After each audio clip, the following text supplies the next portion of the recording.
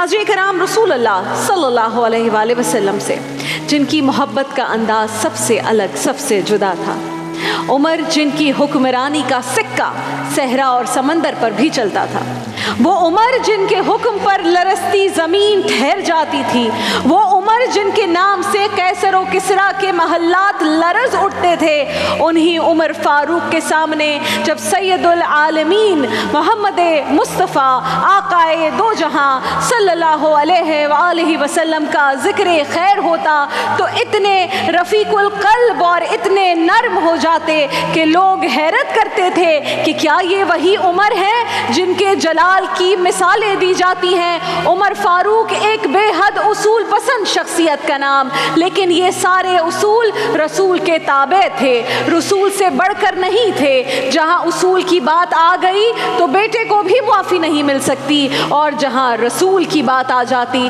तो फिर सिर्फ सुन्नते रसूल को देखते थे, अदाए मुस्तफ़ा को देखते थे, अपनी या किसी और की ज़ाती राय को हरगिज़ अहमियत कभी नहीं देते थे। वाक़या आपके सामने बयान करती हूँ। एक दिन नाज़रीन कराम, लोगों ने कहा कि उमर तुम तो बड़े उसूल पसंद बनते हो, लेकिन ये मस्जिद नबवी की गली में जो नबी पाक के चचा हैं हज़रत अब्बास, उनका एक पर नाला लगा हुआ है, वो सब लोगों के कपड़े आलूदा कर देता है। वो परनाला आपको दिखाई नहीं देता?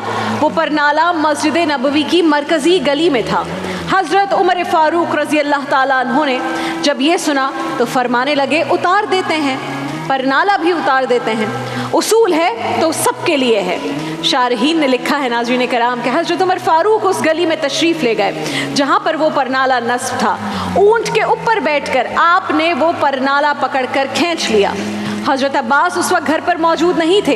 हज़रत उमर हज़रत अब्बास के घर वालों से फरमाने लगे कि आपके मकान की छत के 3 कोने और भी हैं, किसी और पर ये नाला लगवा लें, यहाँ लगने से गुज़रने वालों को तकलीफ़ होती है। हज़रत उमर ये कहकर तो चले गए। हज़रत अब्बास आए तो लोगों ने कहा कि उमर ने आपके घर का परनाला उखाड़ दिया है और फरमाया कि घर के 4 कोने हैं, कहीं और लगा लें। तो हज़रत अब्बास ये सुनकर मुस्कुराने लगे। लोगों ने कहा, उमर ने आपके घर का परनाला हटा दिया, आप मुस्कुरा रहे हैं? हज़रत अब्बास फरमाने लगे, कोई मसला नहीं, उमर ने जैसे ये परनाला उखाड़ा है वैसे ही खुद आकर लगा के भी जाएंगे। लोगों ने कहा, अब्बास, उमर एक बार कोई फैसला कर ले तो फिर अपना फैसला नहीं बदलते, जिसे देखकर शैतान रास्ता बदल जाता है, आप उनके फैसले को बदलने की बात कर रहे हैं।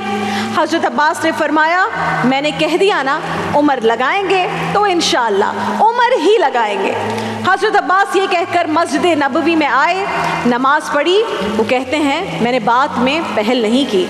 हज़रत उमर ख़ुद कहने लगे कि हुजूर, आपसे ये उम्मीद न थी, घर में 4 कोने होते हैं, ज़रूरी है कि परनाला उसी कोने में लगे जहाँ से नमाजी गुजरते हैं। हज़रत अब्बास कहने लगे, उमर, आप बिल्कुल ठीक कहते हैं, घर में 4 कोने हैं, मेरे पास जगह भी है परनाले की, और मैंने भी कई दफ़ा सोचा था कि उखाड़ दूँ उसे, मैं भी उसी गली से गुज़रता हूँ, मेरे अपने कपड़े भी कई बार आलूदा हुए हैं, लेकिन मजबूरी ये आन पड़ी है कि मैं इस परनाले को उखाड़ नहीं सकता था, क्योंकि ये परनाला मेरे नबी करीम ने अपने दस्ते मुबारक से लगाया था। फरमाया, मैं मकान की छत बना रहा था तो रसूल अल्लाह अचानक तशरीफ़ ले आए।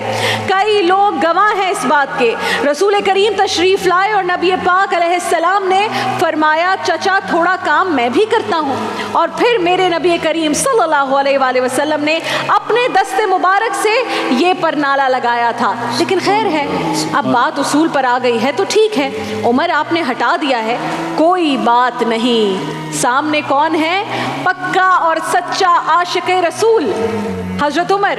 ये सुनकर कांपने लगे, आंखों में आंसू आ गए। फरमाया, अब्बास, पहले क्यों नहीं बताया था कि आका करीम अलैहिस्सलाम ने अपने दस्ते मुबारक से ये परनाला लगाया था, आप सल्लल्लाहु अलैहि वसल्लम पर मेरे माँ बाप कुर्बान। ये कहकर हज़रत उमर फ़ारूक ने हज़रत अब्बास का बाजू थामा और कहा कि ऊँट पर चढ़कर ये परनाला हटाया था, अब आप मेरे कंधों पर चढ़कर इसे दोबारा नस्ब करें। हज़रत अब्बास रज़ी अल्लाह ताला अन्हु हज़रत उमर के कंधों पर चढ़े और परनाला लगाकर उतरे तो हज़रत अब्बास भी रो रहे थे, जनाबे उमर भी रो रहे थे, आंखों में आंसू हैं। فرمایا ہم یہ نہیں دیکھیں گے کہ اصول کیا کہتا ہے بلکہ یہ دیکھیں گے کہ رسول کیا کہتا ہے. ہم تو یہ دیکھیں گے کہ کس شے کو رسول اللہ سے کیا نسبت ہے. ہم یہ نہیں دیکھیں گے کہ اصول کیا کہتا ہے, ہم یہ دیکھیں گے کہ رسول کیا کہتا ہے. نبی کریم کے دستے مبارک پر نالے پر لگ گئے تو سارے اصول ختم ہو گئے. جو رسول سے نسبت, اس میں اصول کہاں. ایک روز ناظرین کرام, صحابہ کرام نے مشورہ کیا کہ نبی پاک کے زمانے میں تو ظاہر ہے بڑی غربت تھی, غربت کا دور تھا, پھر حضرت ابو بکر کے دور میں بھی نہایت غربت تھی, لیکن اب تو مال اور دولت کی ریل پیل ہے. حضرت عمر سے کہنا چاہیے کہ آپ امیر المومنین ہیں, بہت سارے ممالک کے سفیر اور وزیر آپ سے ملنے آتے ہیں اور آپ وہی پرانا اور سادہ لباس پہن کر ان کے سامنے بیٹھ جاتے ہیں. آپ کم از کم غیر ملکی مہمانوں کے سامنے تو نیا لباس پہنا کریں. جب یہ بات طے ہو گئی تو سب نے مل کر یہ کہا, اب یہ بات حضرت عمر سے کہے گا کون, یہ جرت کون کرے گا. تو ایک صحابی نے مشورہ دیا کہ میرا یہ خیال ہے کہ مولا علی شیر خدا یہ کہہ سکتے ہیں, کیونکہ جس شخص کی عمر کو سب سے زیادہ مروت کرتے دیکھا ہے وہ شیر خدا مولا علی رضی اللہ تعالیٰ عنہ ہیں. ان کی بات وہ نہیں ٹالیں گے. حضرت علی شیر خدا کے سامنے صحابہ نے جب یہ بات عرض کی کہ عمر سے کہیں کہ غیر ملکی مہمانوں کے سامنے کچھ نیا لباس پہنا کریں, کچھ نیا لباس زیبتن کیا کریں, وہ آپ کی بات نہیں ٹالیں گے. حضرت علی تو خود درویش صفت صحابی تھے, خود بہت سادہ لباس زیبتن کیا کرتے تھے. انہوں نے جب یہ بات سنی تو فرمانے لگے کوئی اور بات ہوتی تو میں کہہ دیتا, یہ بات میں نہیں کہہ سکتا. البتہ میں تمہیں ایک مشورہ دیتا ہوں کہ سیدہ عائشہ صدیقہ سے کہو کہ وہ عمر کو یہ مشورہ دیں. وہ مومنوں کی ماں ہیں, ان کی بات عمر نہیں ٹالیں گے. جب صحابہ کرام کی اس جماعت نے ام المومنین سیدہ عائشہ سے, اماں عائشہ سے یہ بات کہی تو آپ مان گئیں اور حضرت عمر کو ملنے کے لیے پیغام بھیجا. جب خادم نے حضرت عمر کو بتایا کہ مصطفیٰ کے گھر سے پیغام آیا ہے تو آپ امور خلافت میں مصروف تھے. جیسے ہی سنا کہ آقا کے گھر سے بلاوا آیا ہے تو سارے کام چھوڑ چھاڑ کر ام المومنین سیدہ عائشہ کے حجرے پر پہنچ گئے. ہم عائشہ آپ پردے میں موجود ہیں, پردے میں سے ہی فرمایا دیکھو عمر, غربت کے معاملات اور ہوتے ہیں, لیکن جب اللہ آسانی دے تو کوئی چیز استعمال کرنا حرام نہیں ہے, منع نہیں ہے. اگر حرام ہے تو بتاؤ. فرمایا نہیں اما عائشہ ام المومنین, حرام تو نہیں ہے. تو فرمایا کہ پھر اتنے سفیر آتے ہیں, مشیر آتے ہیں, آپ تو بیت المال میں بھی کوئی کمی نہیں ہے, اب ایک نیا کرتا آپ بھی پہن لیا کریں, اس سے سامنے والے پر آپ کی دھاک بیٹھے گی. سب کا یہی مشورہ ہے. کہا کہ آپ نیا لباس پہنیں. حضرت عمر نے یہ بات سنی تو بالکل خاموش ہو گئے, گردن جھک گئی. تھوڑی دیر کے بعد سیدنا عمر فاروق نے سر اٹھایا تو ریش مبارک آنسوؤں سے تر تھی.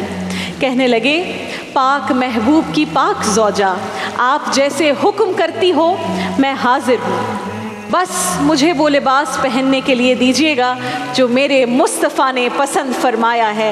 اگر یہ رنگ رسول پاک کا ہے تو میں حاضر ہوں, اگر یہ رنگ نبی پاک کا نہیں تو پھر جیسے آپ حکم کریں.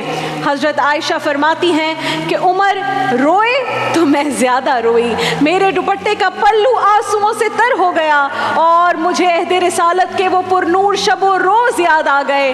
حضرت عمر تو اپنی بات کہہ کر چلے گئے. بعد میں صحابہ نے پوچھا اماں عائشہ کیا فرمایا, حضرت عمر نے کیا جواب دیا؟